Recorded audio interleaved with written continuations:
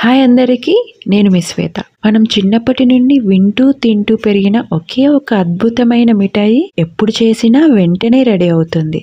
రుచి చూస్తే ఒక్కటే అనిపిస్తుంది, వాహ్! ఈరోజు మనం చేసేది అందరి ఫేవరెట్ రవ్వ లడ్డు. పండగలు వచ్చినా, ఇంట్లో అతిథులు వచ్చినా, అమ్మలకి మొదటి గుర్తొచ్చేది రవ్వ లడ్డు. తక్కువ పదార్థాలతో, తక్కువ టైంలో, కానీ ఎక్కువ రుచితో, ఎక్కువ జ్ఞాపకాలతో చేసుకునే ఈ మిఠాయి. ఈ సింపుల్ రవ్వ లడ్డు రెసిపీని స్కిప్ చేయకుండా చివరి వరకు చూడండి. ఇప్పుడు ఒక ప్యాన్ తీసుకొని అందులో 2 స్పూన్ల నెయ్యి వేసుకోవాలి. ఈ నెయ్యి కరిగిన తర్వాత 2 స్పూన్ల జీడిపప్పు వేసుకుంటున్నాను. వీటిని దోరగా ఫ్రై చేసుకునే తర్వాత ఇందులోనే నేను 2 స్పూన్ల ఎండుద్రాక్ష కూడా వేసుకుంటున్నాను. ఇవి కూడా దోరగా ఫ్రై చేసుకోవాలి. నేను ఇక్కడ జీడిపప్పు మరియు ద్రాక్షను తీసుకుంటున్నానండి. మీరు కావాలి అనుకుంటే వేరే డ్రై ఫ్రూట్స్ కూడా యాడ్ చేసుకోవచ్చు. ఈ కాజు మరియు ద్రాక్ష ఇలా దోరగా ఫ్రై అయిన తర్వాత ఒక ప్లేట్లోకి తీసి పక్కన పెట్టుకోవాలి. అదే కడాయిలో ఒక పెద్ద కప్ రవ్వ తీసుకుంటున్నానండి. అంటే 1/2 కేజీ రవ్వ తీసుకుంటున్నాను నేను ఇక్కడ. ఈ రవ్వని కలుపుకుంటూ మనము దోరగా ఫ్రై చేసుకోవాలండి. ఫ్లేమ్ అనేది లోలో పెట్టుకొని దోరగా ఫ్రై చేసుకోవాలి.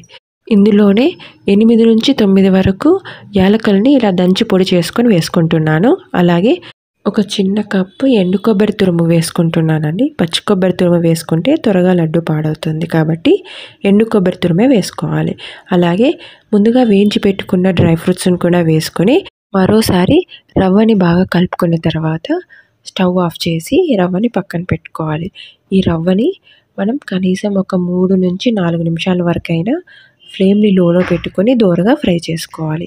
మరీ ఎక్కువ ఫ్రై చేసుకుంటే లడ్డు టేస్ట్ అనేది డిఫరెంట్గా ఉంటుంది. 1 కప్ షుగర్ని ఇలా పౌడర్ చేసి వేసుకుంటున్నాను. ఒక స్వీట్ ఎక్కువగా కావాలి అనుకుంటే 1 కప్ షుగర్ పౌడర్ వేసుకుంటే సరిపోతుంది. చక్కెరని ఒక మిక్సీ జార్లో వేసుకొని దాన్ని మెత్తగా పౌడర్ వేసుకుంటే సరిపోతుంది. ఇందులో నేను ఒక చిన్న గ్లాస్ పాలు తీసుకున్నానండి. వీటిని కొద్దిగా వేసుకుంటూ ఇలా కలుపుకుంటున్నాను. ఈ రవ్వ అనేది మనం లడ్డు చేసుకునే కన్సిస్టెన్సీలో వస్తే సరిపోతుంది. పాలని ఇక్కడ నేను కాంచి చల్లార్చుకుని వేసుకుంటున్నాను. చేత్తో ఇలా ఒత్తి చూస్తే ముద్దగా ఫామ్ అవుతుంది కదా. ఇప్పుడు లడ్డు చేయడానికి పర్ఫెక్ట్ కన్సిస్టెన్సీలో ఉంది. ఏదైనా ప్లేట్తో క్లోజ్ చేసి ఒక 20 నిమిషాల పాటు రవ్వని నానబెట్టుకోవాలి. ఈ చిన్న టీ గ్లాస్ మిల్క్ అయితే నాకు పట్టాయండి, కొద్దిగా మిగిలాయి అంతే. 20 నిమిషాల తర్వాత రవ్వ మొత్తం నాని మనకి రవ్వ అనేది చాలా సాఫ్ట్గా అవుతుంది. ఇక రవ్వని మనం కొద్దిగా తీసుకుంటూ ఇలా రౌండ్గా లడ్డూలాగా చేసుకోవాలి. మీకు ఏ సైజులో కావాలి అనుకుంటే ఆ సైజులో లడ్డూని ప్రిపేర్ చేసుకో. అంతే అండి, అలా మన రవ్వ లడ్డూలు రెడీ అయ్యాయి. చూసారా ఎంత ఈజీగా, ఎంత టేస్టీగా తయారయ్యాయో. ఫెస్టివల్కి కానీ, ఇంట్లో పిల్లలకి లేదా పెద్దలకి కానీ ఈ లడ్డూలు ఎప్పుడు పెట్టినా వద్దనకుండా ప్లేట్ని ఖాళీ చేసేస్తారు.